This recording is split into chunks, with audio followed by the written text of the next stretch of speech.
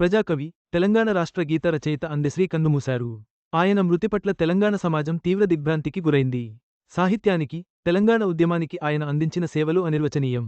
ప్రజాకవి, cinema పాటల రచయిత, తెలంగాణ రాష్ట్ర గీతం జయ జయహే తెలంగాణ రాసిన అందెశ్రీ ఇక లేరు. ఆయన సోమవారం ఉదయం కన్నుమూశారు. ఆదివారం ఇంట్లో అస్వస్థతకు గురైన ఆయన్ని గాంధీ ఆసుపత్రికి తరలించారు.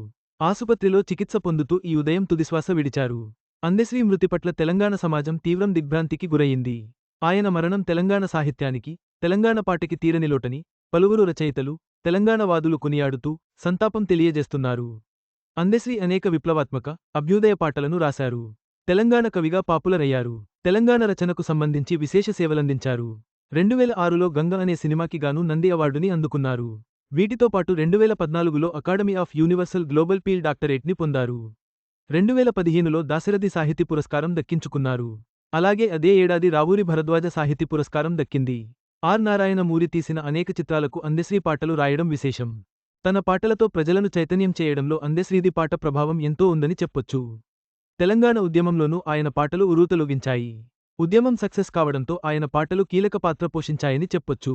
అందెశ్రీ మరణం తెలంగాణ సాహిత్యానికి, పాటకి తీరని లోటు. ఆయన స్ఫూర్తిదాయక రచనలు, ఉద్యమ పాటలు ఎప్పటికీ ప్రజల గుండెల్లో నిలిచిపోతాయి. ఈ వీడియో మీకు నచ్చినట్లయితే లైక్ చేయండి. మీ స్నేహితులకు షేర్ చేయండి. మా ఆంధ్రవిలాస్ ఛానల్ను సబ్స్క్రైబ్ చేసుకోండి. పక్కనే ఉన్న గంట గుర్తుపై క్లిక్ చేయడం మర్చిపోవద్దు. తాజా సినిమా వార్తల కోసం ఆంధ్రవిలాస్.net చూడండి.